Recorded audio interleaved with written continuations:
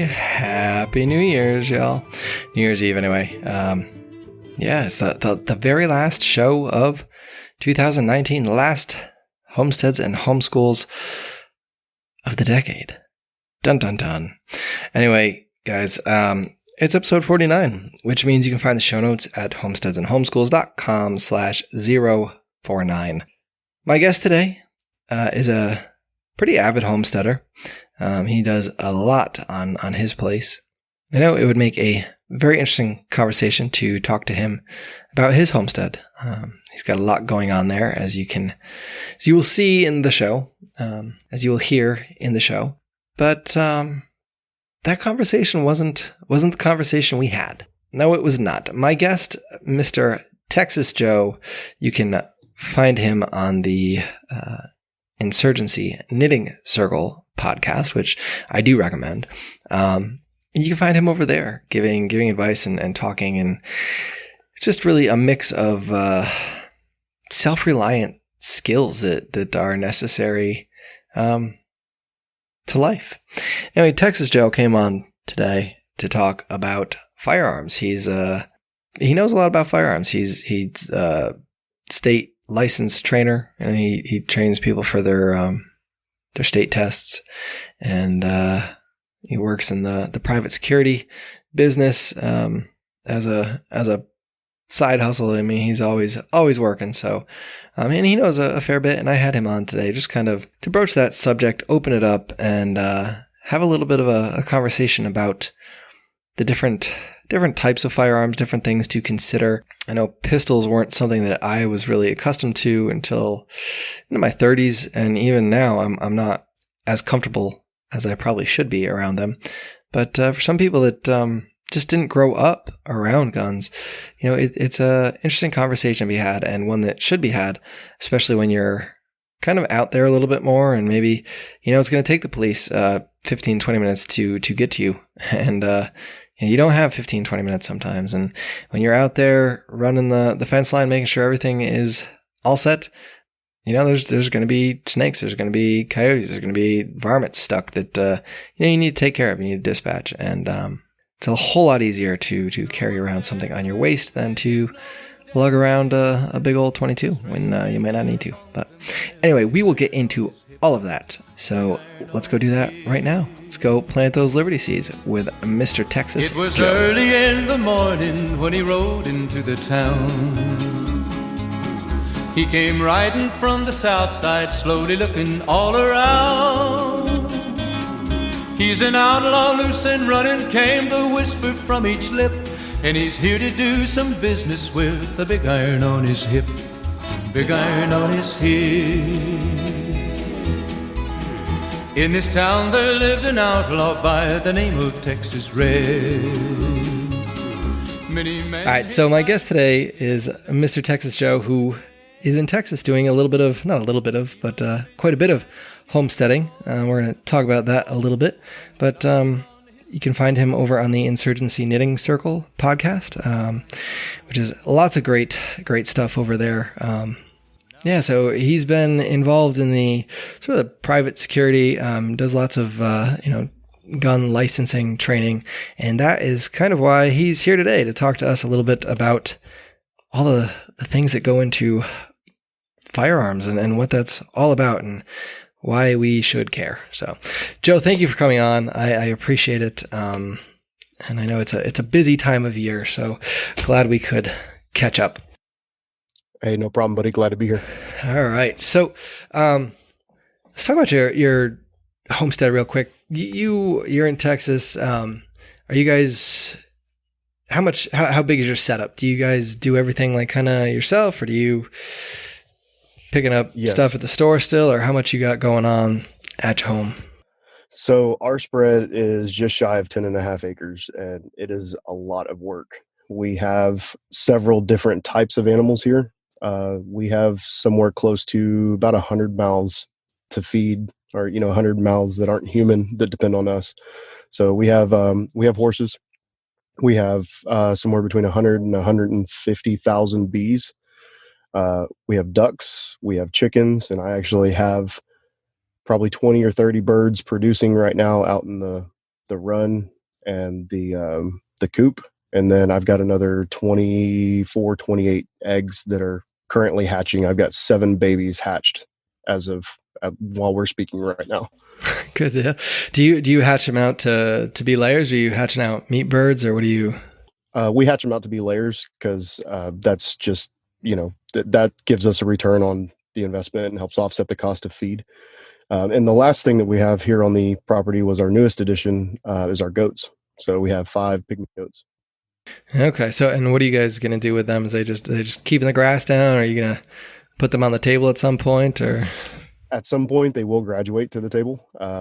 Right now, my wife really wanted them, and so that's kind of, I guess their intent is to be milkers, but once they run their lifespan, they'll be, they'll probably go into the freezer.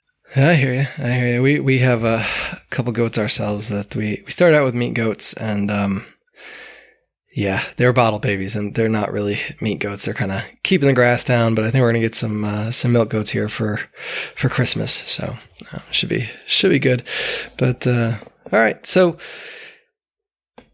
one of the things on the homestead, I guess a lot of people, you're out there hunting, or you're out there kind of, I don't know, places where you don't have access to other people whenever you want, or to help if you need it or whatever. So I think, I grew up around guns, mostly for hunting, mostly rifles. That was really all I was accustomed to. So what exactly do you do then, I guess, with your firearms? How is that wrapped into your life? Okay, so one of my big side hustles, and this is one of the things we talk about a bunch on IKC, is side hustles. One of my biggest side hustles is being a firearm instructor.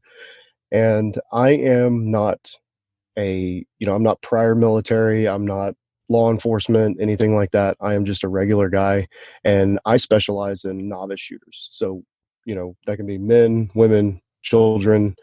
I specialize in novice shooters, so getting them exposed to the sport, teaching them, firearm safety, basic marksmanship, stuff like that. So I teach those things for pistol, revolver, shotgun, and rifle. And that can be, modern rifle, like, sporting rifle, like an AR-15, or something, like a Ruger 1022. Okay. All right. That's quite it's nice then, I guess, kind of breaking the young guys there. What do you typically suggest people start with? I mean, most of your people come to you and want to learn, how to shoot a pistol before anything else? So they have some background with rifles, or how does that work at all? Or, it runs the gambit. I actually just had a client, came to me probably 3 or 4 months ago, wanted to get ready to take her qualification.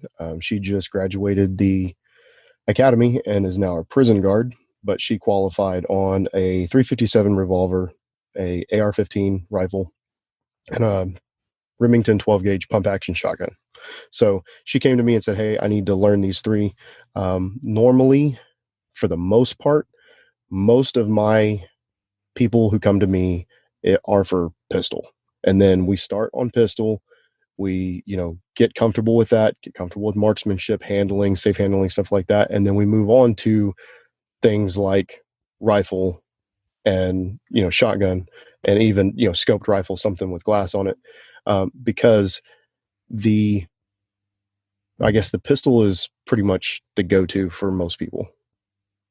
So we start there. Is that something you think you would recommend in general? Does it make a difference kind of where you get started? Is it if you're coming into it with zero knowledge of firearms, of guns, you haven't been around them, is that where you would suggest people kind of come in at? Actually, no, I would probably suggest that somebody start out with, a rifle like a 1022 or something like that, because you have a lot more gun to hold on to.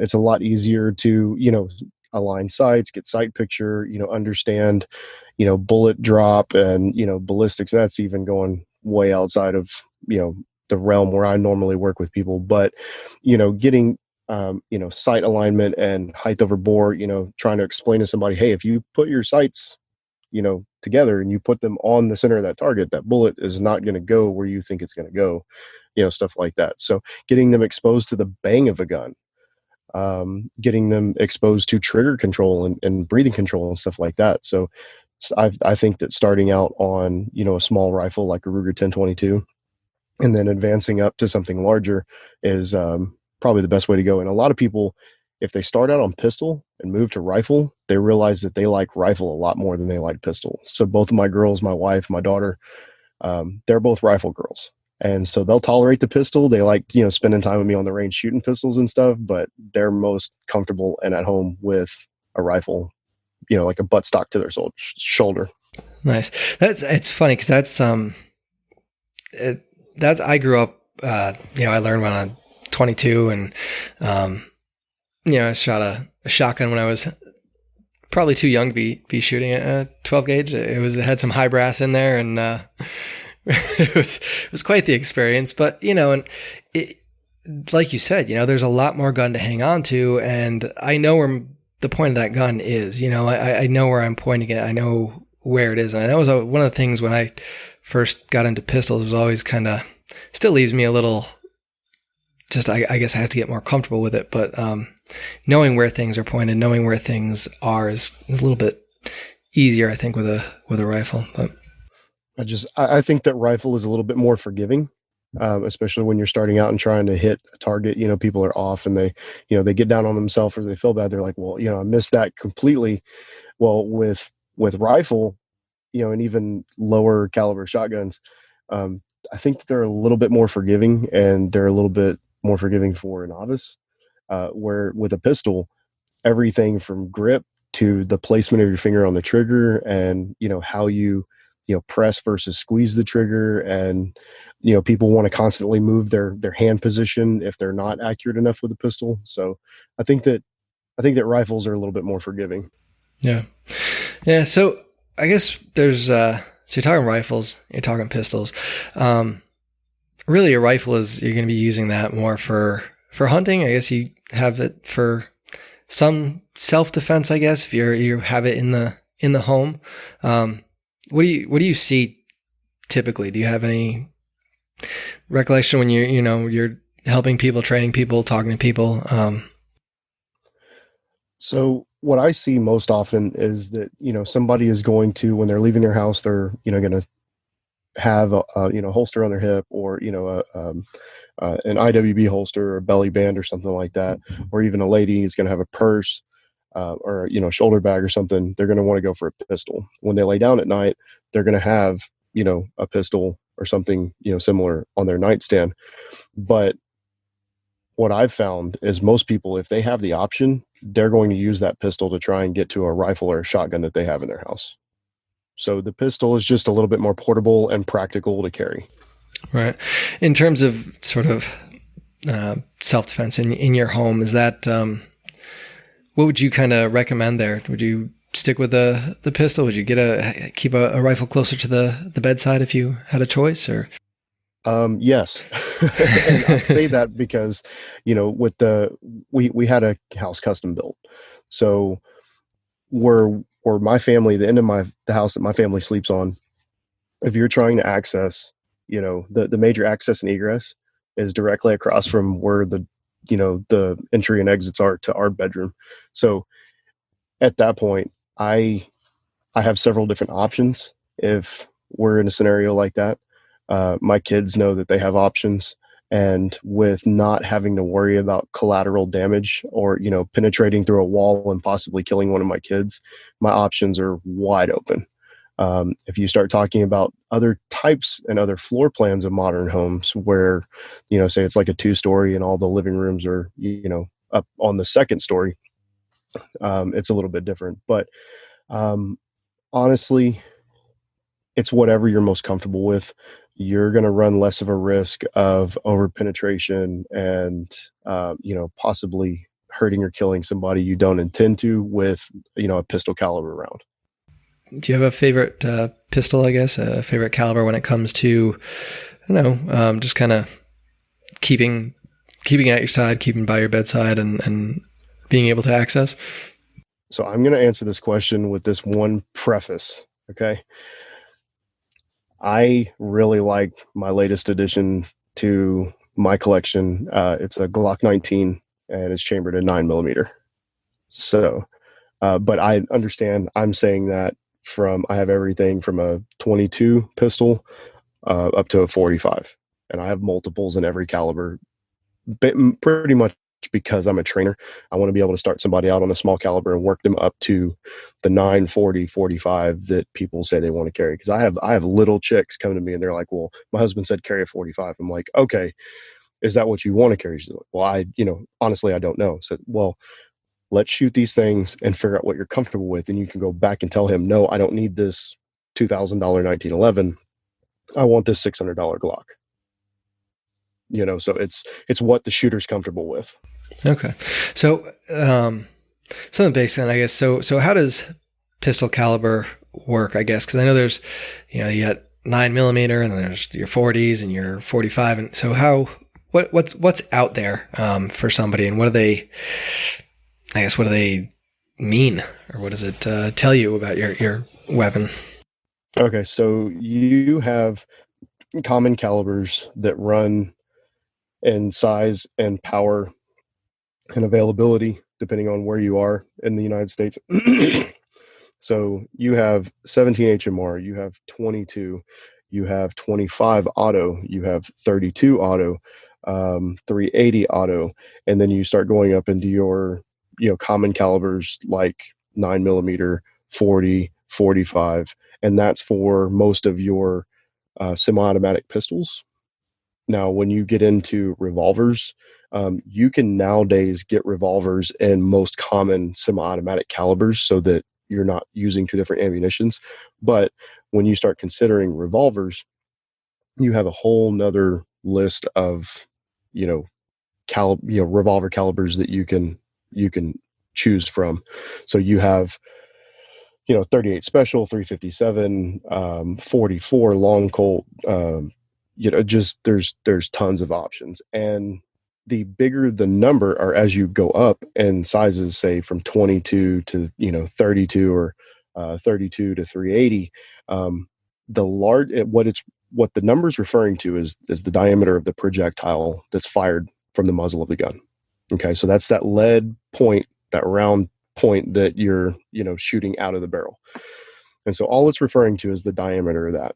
So obviously the bigger the number, the larger the diameter.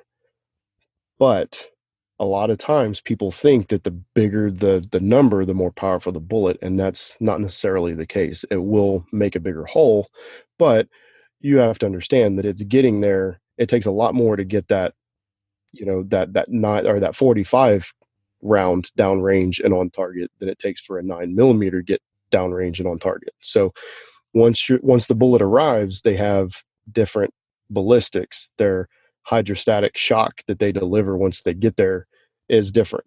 Now, you're talking a 45, while it may be moving slower than a 9 millimeter, still does a lot of damage when it arrives.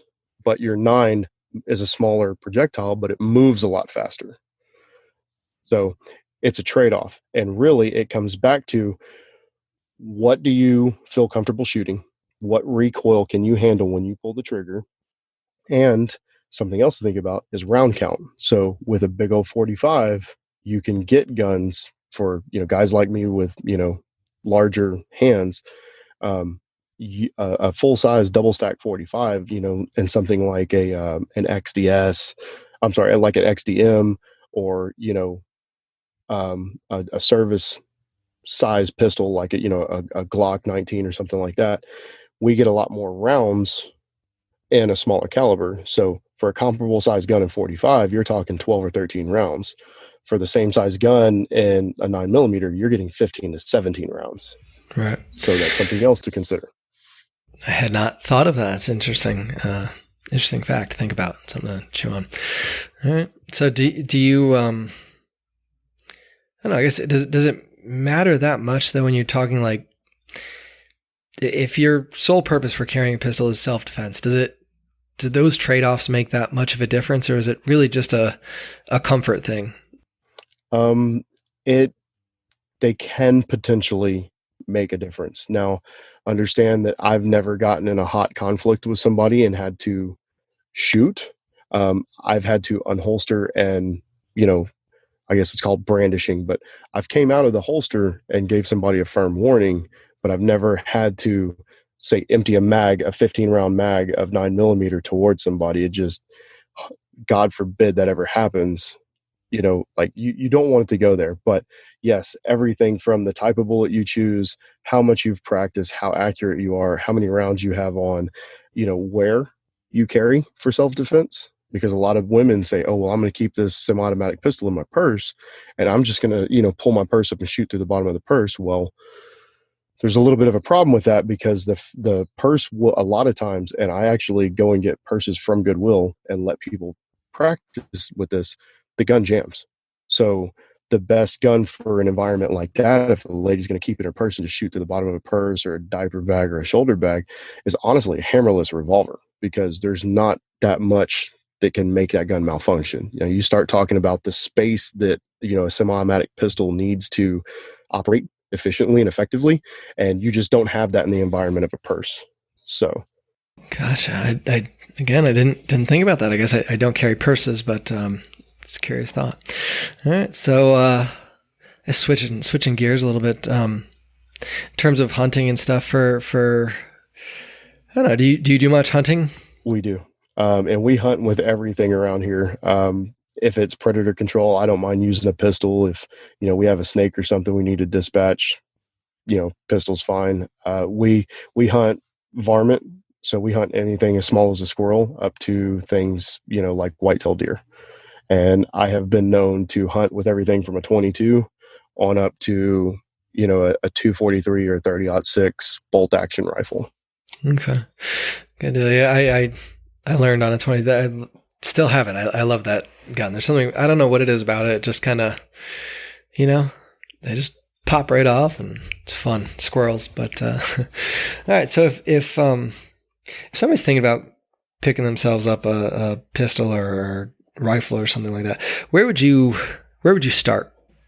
Okay. So I would recommend finding a nice modern, retail location.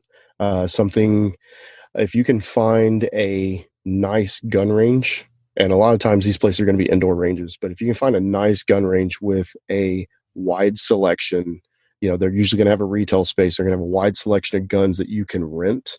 And normally you can rent guns for, I've seen it as low as $10 and up to, 25 or 30. And the 25 or 30 allows you to pick 3 or 4 different models, try them and shoot them.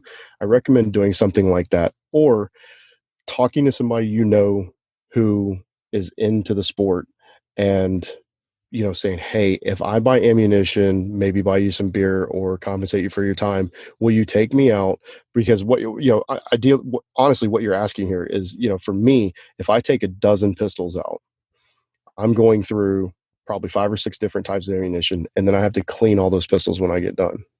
Right. So maybe buying beer and compensating somebody for their time is not the, people are like, wait, what? If I'm going to ask my friend, well, understand how much work you're creating by doing that. But right. Honestly, if you know somebody that's in the sport, somebody has a pretty decent collection of pistols, ask them what they carry. You ask them what they like to shoot. Hey, do you mind if I shoot a few?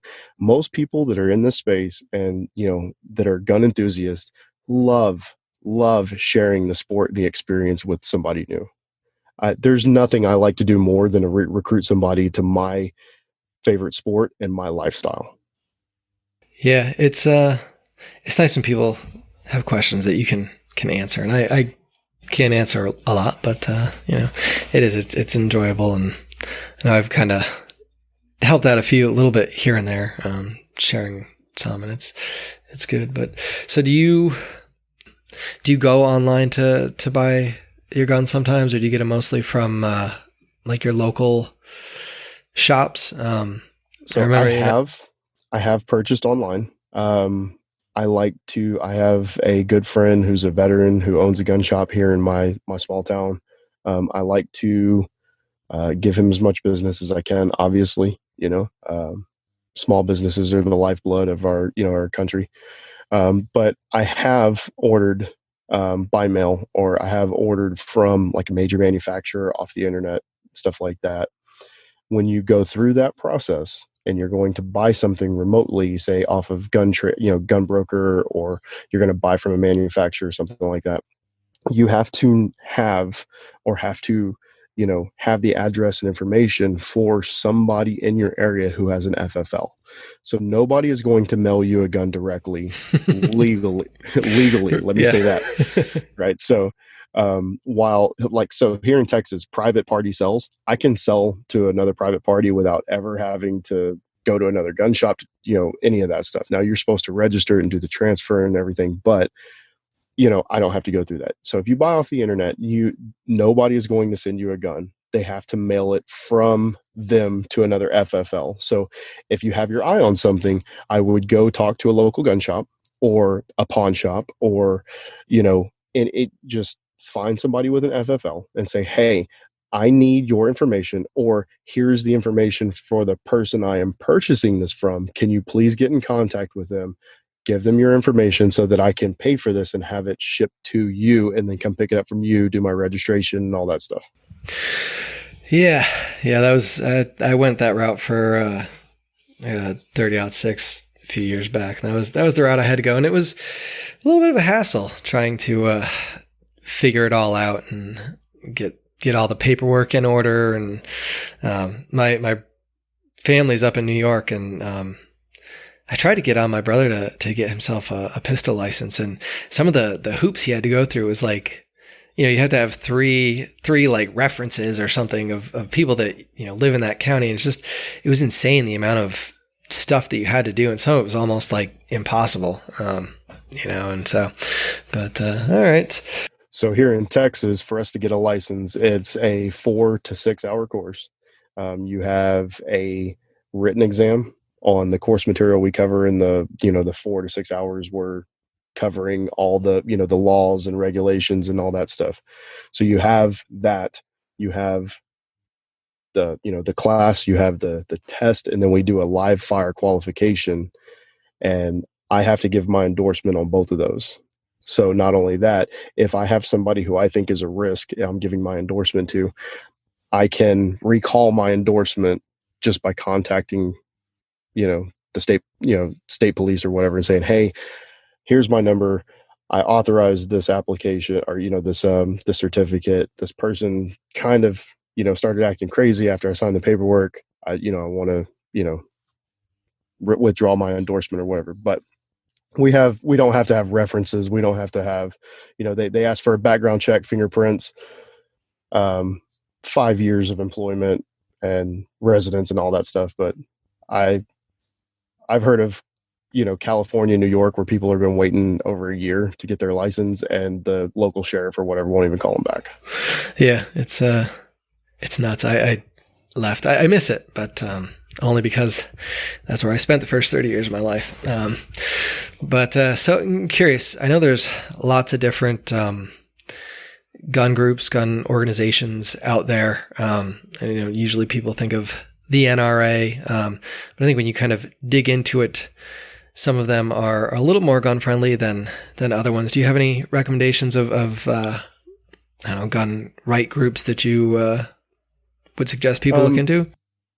I mean, I'm an NRA, nationally registered NRA instructor. So, NRA is one of the biggest. But honestly, I hate recommending a major organization, because a lot of the times when you're dealing with a major organization, your politics need to align pretty damn closely with theirs. Otherwise, you're an outcast.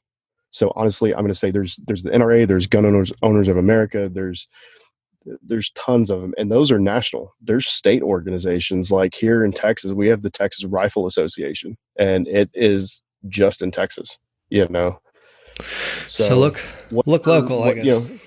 Yeah, I would say look local. I mean, there's nothing wrong with, joining a national organization. But like I said, the more I go down my path of liberty, the less my views align with major mainstream organizations. So it's like, yeah, well, I agree with you on 60% of what you say. This other 40% of shit you're saying is crazy, Yeah. So. Yep. Yeah, no, totally. It's whenever you get those big groups of anything, you can't align with it all. It's not going to happen. So you gotta look smaller. But all right, man. I appreciate your time. Tell us a little bit about the IKC there. Okay, so Insurgency Knitting Circle is me and 3 other guys. We founded it, I think, in late 2016, early 2017. We have, like I said, 4 hosts, 4 different walks of life, 4 different professional backgrounds.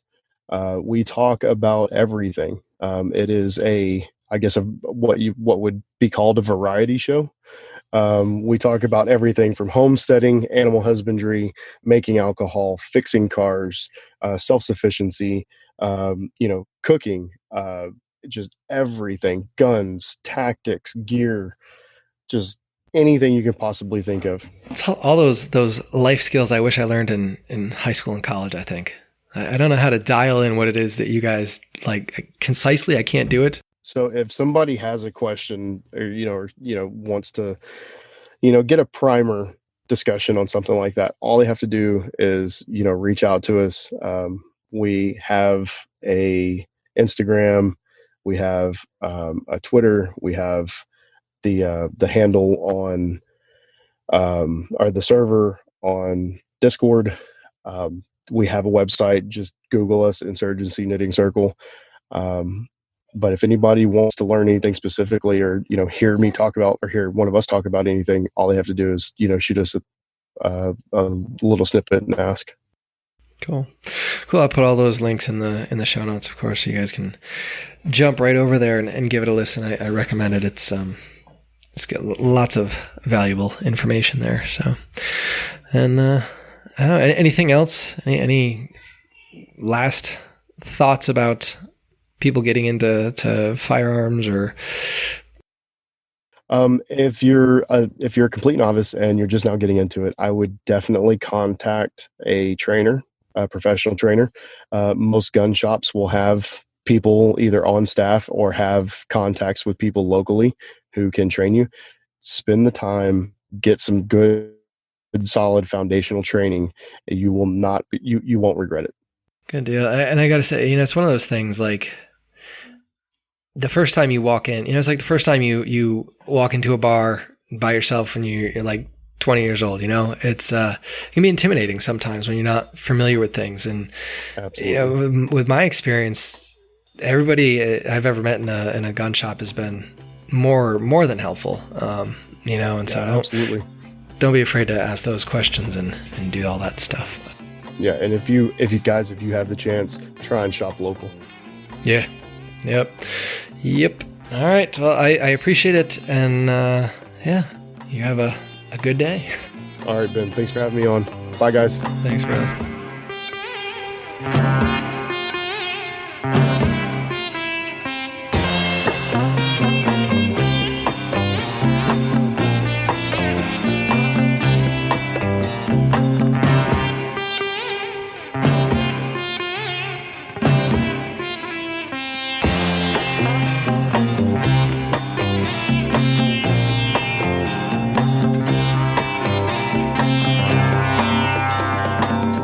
Little information about firearms.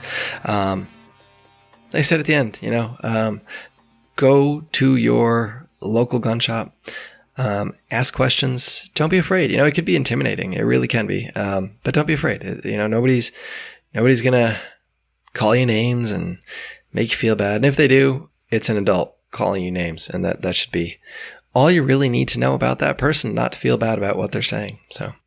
Yeah, folks, it's New Year's Eve, so I won't keep you long. I'm going to go sip on some homemade eggnog. It's delicious, and it's in the freezer waiting, getting nice and chilly. Got a little licorice root in there, some cardamom, and it is delicious. Oh, I'm telling you, it's wonderful. It is wonderful. Anyway, guys, you have a wonderful new year. I appreciate you all for hanging out, sticking with me, helping this thing to grow. Let's keep it growing in 2020. Help me out by sharing it on your social media. You can even go to patreon.com/the Liberty Hippie and support the show. That way I can send you some seeds, some stickers, got some merchandise, things like that. And y'all get out there, have a wonderful, safe holiday. You're out there talking up your neighbors, talking up your friends, watching the ball come down, and I wish it would shatter. Wouldn't it be cool if it shattered? Imagine the ball just shrapnel and glass everywhere. Anyway, guys, get out there and remind those people that you're out talking it up with tonight. Remind them to get out there, sow those seeds of liberty, so we can all reap sheaves of freedom together.